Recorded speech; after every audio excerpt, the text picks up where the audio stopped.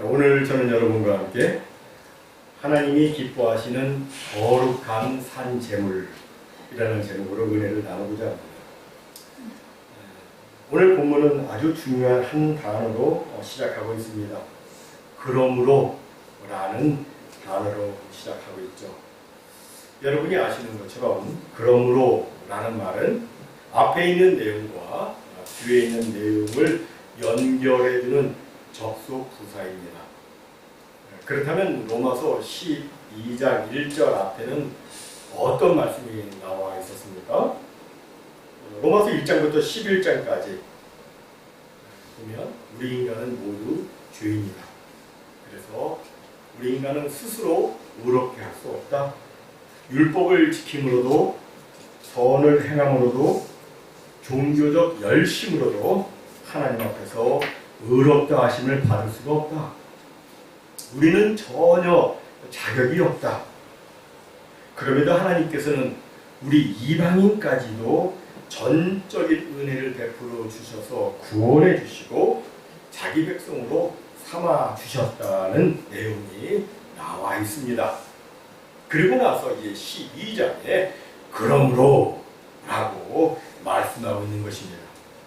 다시 말해서 우리가 이렇게 하나님의 큰 은혜를 입었다면 이제 우리는 어떻게 살아야 하겠는가 하는 주제를 다루고 있는 겁니다.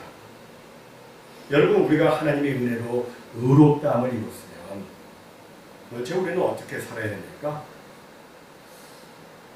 오늘 본문에 보니까 세 가지로 정리해 볼 수 있는데, 첫 번째로 자신의 몸을 하나님께 드리라고 말씀합니다.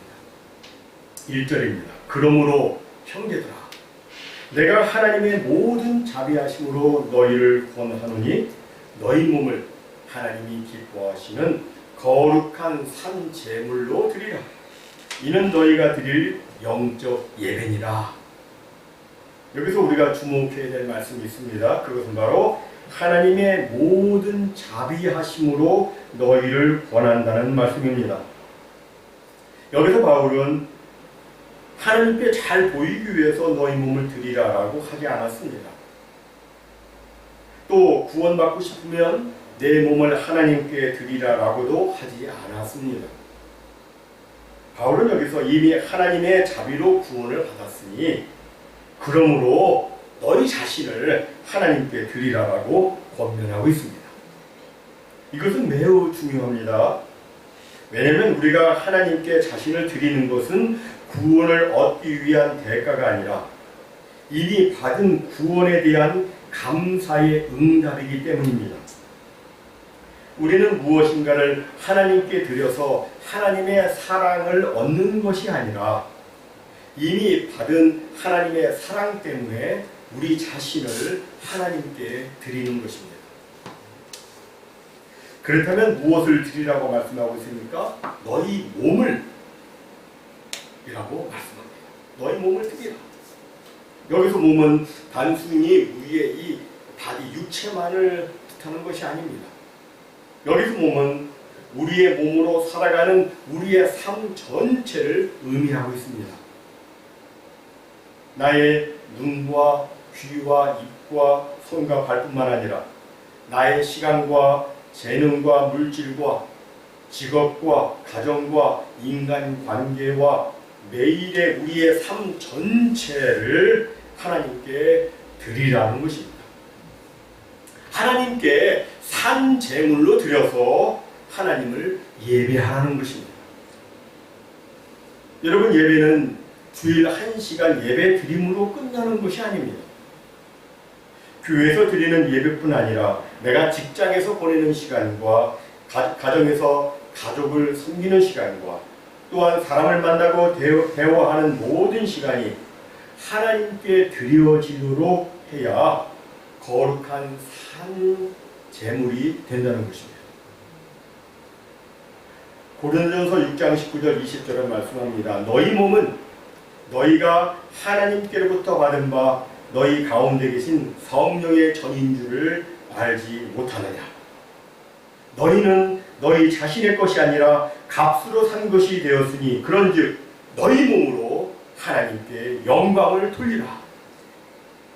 여러분, 우리의 몸은 우리의 것이 아닙니다. 내 몸은 내 것이 아닙니다. 왜 그렇습니까? 값으로 산 것이기 때문입니다. 예수님께서는 십자가에서 자신의 생명을 값으로 지불하시고 우리를 사셨습니다. 그러므로 예수 믿는 사람은 내 인생은 내 것이고 내 마음대로 사는 것이다 라고 말할 수가 없습니다. 우리는 예수님의 것입니다. 이 사실을 깨달으면 우리의 질문이 달라집니다. 내가 무엇을 하고 싶은가에서 주님께서 무엇을 기뻐하실까로 바뀌게 됩니다. 또 이 일이 나에게 얼마나 유익한가, 이익이 되는가 해서 이 일을 통해 하나님께 영광을 돌릴 수 있을까? 이 일이 하나님께 영광이 될까? 하는 질문으로 바뀌게 됩니다. 사도 바울은 이것을 거룩한 산 제물이라고 표현을 했습니다. 여러분, 구약에서의 제물은 어때요? 구약에서의 제물은 죽여가지고 하나님께 드리지 않았습니까? 그런데 신약의 성도는 살아가면서 자기 자신을 하나님께 드림으로 제물이 되는 것입니다. 즉, 우리 성도는 아침에 눈을 뜨는 순간부터 하나님께 드려진 사람으로서 일상을 사는 것입니다.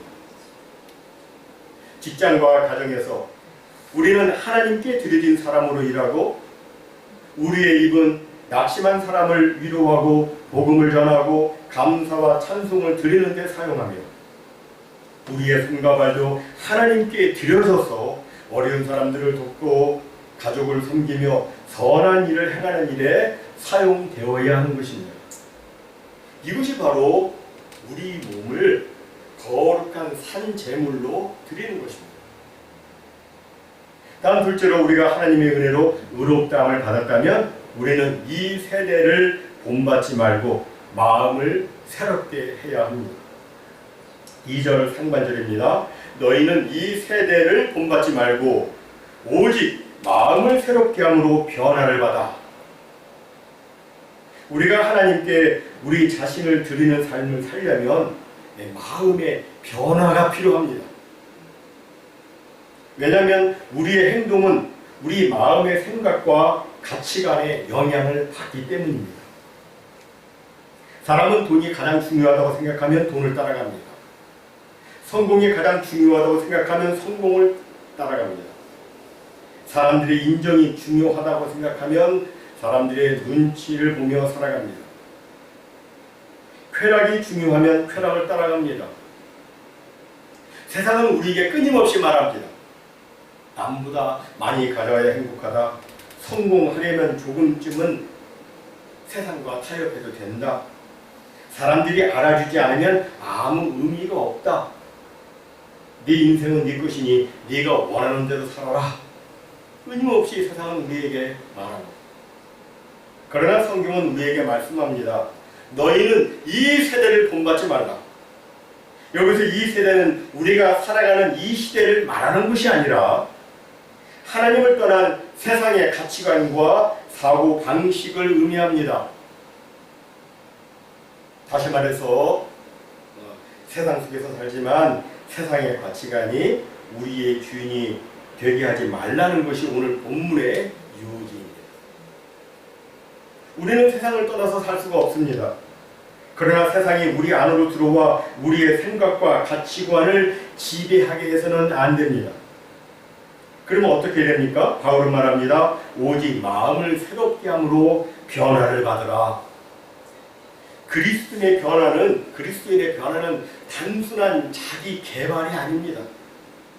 또 그리스도인의 변화는 앞으로 착하게 살아야지, 화도 덜 내야지, 좋은 사람이 돼야지, 이런 결심만으로 되는 것도 아닙니다. 그리스도인의 변화는 하나님의 말씀과 성령의 역사로 우리의 생각과 가치관 자체가 새로워지는 것을 의미합니다. 그래서 이제 변화를 갖게 되면 사람을 바라보는 눈이 달라지게 됩니다. 돈을 바라보는 태도도 달라지고 성공의 기준도 달라지고 고난을 바라보는 시각도 달라집니다. 그리고 무엇보다 하나님을 바라보는 마음이 달라집니다. 전에는 내가 원하는 것이 무엇인가가 중요했다면 이제는 하나님께서 원하시는 것이 무엇인가가 중요해집니다. 그런데 이 변화는 한 번의 결심으로만 이루어지지 않습니다. 우리는 매일 세상의 영향을 받습니다. 매일매일 세상의 영향을 받습니다. 수많은 광고와 영상과 뉴스와 이 세상의 사람들의 말을 들으면서 우리는 알게 모르게 세상의 영향을 받습니다. 그래서 우리는 매일매일 새로워져야 하는 것입니다. 그럼 어떻게 새로워집니까? 하나님의 말씀을 읽고 기도하고 성령의 인도하심을 받음으로 새로워지게 됩니다. 특별히 우리는 새로워지기 위해서 하나님의 말씀 앞에서 내 생각을 내려놓아야 합니다. 우리는 매일 거울을 봅니다. 거울을 보면서 자기 얼굴에 무엇이 묻어 있는지 확인합니다. 그런데 거울을 보고도 얼굴을 씻지 않는다면 거울을 본 의미가 없습니다. 하나님의 말씀도 마찬가지입니다. 말씀을 많이 아는 것이 중요한 것이 아니라 말씀 앞에서 내가 변화하는 것이 중요합니다.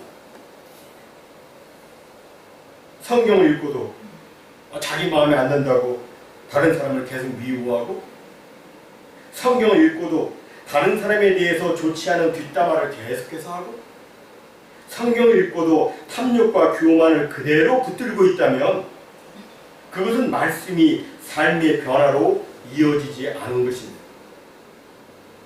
여러분, 하나님의 말씀은 단순히 우리에게 지식을 더해주기 위해서 주신 것이 아닙니다. 하나님의 말씀은 우리의 삶을 변화시키기 위해서 주신 말씀입니다. 그러므로 말씀을 읽었다면 주님, 오늘 이 말씀을 통해서 제 삶에서 무엇이 달라져야 합니까? 하고 물어야 합니다. 말씀을 읽으면서 그렇게 기도해야 합니다. 주님, 이 말씀 앞에서 제가 무엇이 달라져야 됩니까? 무엇이 변화되어야 합니까? 라고 물어야 됩니다. 이 질문을 가지고 하나님의 말씀 앞에 서게 될 때 우리의 마음은 새로워지기 시작하는 겁니다. 마지막 세 번째로, 우리가 하나님의 은혜로 의롭다함을 받았다면 우리는 하나님의 뜻을 분별해서 하나님의 뜻에 순종하며 살아야 됩니다. 2절 하반절을 말씀합니다. 하나님의 선하시고 기뻐하시고 온전하신 뜻이 무엇인지 분별하도록 하라. 여러분, 우리가 우리의 몸을 하나님께 드리고 우리의 마음이 새롭게 되면 그 결과는 무엇입니까? 그 결과는 하나님의 뜻을 분별하게 됩니다. 여기서 분별한다는 것은 단순히 하나님의 뜻을 알아맞힌다는 의미가 아닙니다. 여기서 분별한다는 헬라어 원어는 금이나 은을 테스트해서 진짜를 구별해낸다는 뜻입니다. 즉, 단순한 지식적 구별을 넘어서 하나님의 선하신 뜻을 자신의 삶으로 증명하고 선택하는 것을 의미합니다. 어떤 때는 이 하나님의 뜻이 당장에는 손해처럼 보일 수 있습니다. 내가 원하는 길과 다를 수도 있으며 순종하기 어려울 수도 있습니다. 그러나 하나님의 뜻은 선하고 하나님께서 기뻐하시며 결국 우리에게 가장 좋은 온전한 길이기에 우리는 하나님의 뜻을 선택해야 됩니다. 그런데 이 일이 결코 쉽지 않습니다. 그래서 신앙생활에서 가장 중요한 질문 가운데 하나는 이것이죠. 내 뜻과 하나님의 뜻이 다를 때 나는 무엇을 선택할 것인가? 우리는 하나님의 뜻을 몰라서 불순종할 때도 있지만 하나님의 뜻을 알면서도 내 뜻을 내려놓지 못해서 불순종할 때도 있습니다. 그래서 신앙생활의 가장 큰 싸움은 다른 사람과의 싸움이 아니라 내 뜻과 하나님의 뜻 사이의 싸움입니다. 예수님께서는 겟세마네 동산에서 이렇게 기도하셨습니다. 나의 원대로 마옵시고 아버지의 원대로 하옵소서. 이것이 순종의 가장 깊은 모습입니다. 내 뜻이 아니라 아버지의 뜻이 이루어지게 하소서. 여러분, 우리 그리스도인의 성숙은 내가 원하는 것을 하나님께 관철시키는 데 있는 것이 아니라 내 뜻을 하나님의 뜻 앞에 내려놓는 데 있습니다. 근데 이것도 우리 힘으로 되는 것이 아니죠. 이것도 로마서 1장부터 11장까지의 복음으로 다시 또 돌아가야 됩니다. 무슨 말이냐면 우리가 하나님께 순종할 수 있는 것도 결국 하나님의 은혜로 가능하다는 것입니다. 그러므로 우리는 이렇게 기도해야 됩니다. 주님, 제 힘으로는 할 수 없습니다. 제 마음을 새롭게 해 주시옵소서. 제가 주님의 뜻을 사랑하게 해 주시옵소서. 그리고 주님의 뜻에 순종할 수 있도록 저를 붙들어 주옵소서. 사랑하는 성도 여러분, 주님의 뜻보다 더 중요한 것은 없고 주님보다 더 귀한 것은 없습니다. 여기서 잠시 예화를 하나 드리겠습니다. 성악가 제롬 하인지의 이야기인데, 그는 오랫동안 뉴욕 메트로폴리탄 오페라 무대에 서는 것을 꿈꾸었습니다. 열심히 노력한 끝에 그는 마침내 그 꿈을 이루었습니다. 여러분들이 유튜브에 제롬 하인지를 치면 오래전에 녹음된 그의 노래가 나오는데, 그는 당시 정말 대단한 베이스 가수가 되었습니다. 그런데 사람들이 박수가 쳐받고 막 그런데도 그의 마음에는 이상하게도 공허함이 있었습니다. 어느 날 그는 텔레비전으로 빌리그램의 그 전도 집회를 보게 되었습니다. 거기서 조지 베벌리 시아가 부르는 찬송을 듣게 되는데, 그 찬송이 그의 마음을 강하게 흔들었습니다. 주 예수보다도 귀한 것은 없네. 바리톤 목소리로 불렀습니다. 근데 이 제롬 하인지가 그 찬양을 들으면서 자신의 삶을 돌아보게 되었습니다. 내가 지금까지 그렇게 원했던 성공이 정말 내 인생의 전부인가? 그는 결국 예수 그리스도를 자신의 구주와 주님으로 영접했습니다. 그 다음 그의 삶의 목적이 달라졌습니다. 전에는 자신의 이름과 성공을 위해서 노래했지만 이제는 하나님의 영광을 위해서 노래하기를 원했습니다. 그런데 어느 날 그가 오랫동안 기다려온 중요한 오페라 주인공으로 선정이 되었습니다. 그러나 연습 과정에서 그의 신앙 양심상 받아들일 수 없는 내용들이 있는 것을 그가 알게 되었습니다. 도무지 그 역을 받아들이기가 어려웠습니다. 마음이 너무나도 불편해서 계약을 포기하려고 하는데, 그렇게 하면 그는 큰 손해를 보게 됩니다. 오랫동안 꿈꾸었던 기회마저 잃게 됩니다. 하지만 그는 하나님을 향한 자신의 양심을 버리면서까지 그 자리를 붙들 수 없었습니다. 결국 그는 그 자리를 포기했습니다. 이것은 분명 세상의 눈으로 보면 손해였습니다. 그러나 그의 마음에는 자유와 기쁨이 있었습니다. 그는 자신의 삶으로 이렇게 고백을 한 것입니다. 주님, 제가 원하는 것보다 주님을 더 원합니다. 주님을 더 원합니다. 내가 원하는 것보다 주님을 더 원합니다. 사랑하는 성도 여러분, 이것이 하나님의 뜻을 선택하는 삶입니다. 물론 하나님의 뜻을 따르는 것이 현재의 직업을 버리라는 것은 아니죠. 중요한 것은 어떤 자리에 있느냐보다 누구를 위해서 그 자리에 있느냐 하는 것입니다. 골로새서 3장 23절을 말씀합니다. 무슨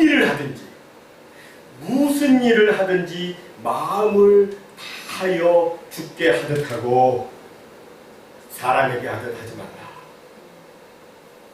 이 말씀의 핵심은 직업의 종류가 아니라 누구를 위해서 일하느냐입니다. 여러분, 누구를 위해서 일하십니까? 누구를 위해서? 사람들은 다른 사람의 박수를 위해 일할 수도 있고, 돈을 위해서 일할 수도 있고, 자신의 성공을 위해서 일할 수도 있습니다. 그러나 우리 그리스도인은 이렇게 고백해야 됩니다. 주님, 이 일을 통해서 저는 주님을 섬기기를 원합니다. 이런 소원과 기도로 살아가게 될 때 우리의 일상, 우리의 날마다의 삶이 하나님께 드려지는 거룩한 산재물 예배가 되는 것입니다. 사랑하는 성도 여러분, 오늘 본문은 우리에게 분명히 말씀합니다. 예배는 예배당에서 끝나거나 축도로 끝나는 것이 아니라 우리의 삶 속에서 계속 예배가 이어져야 한다는 것입니다. 진정 우리가 예배당에서 드린 예배가 진짜 예배가 되려면 월요일의 삶이 달라져야 됩니다. 가정에서 우리의 말이 달라져야 되고, 직장에서 우리의 태도가 달라져야 됩니다. 그리고 아무도 보지 않는 곳에서의 우리의 선택도 달라져야 합니다.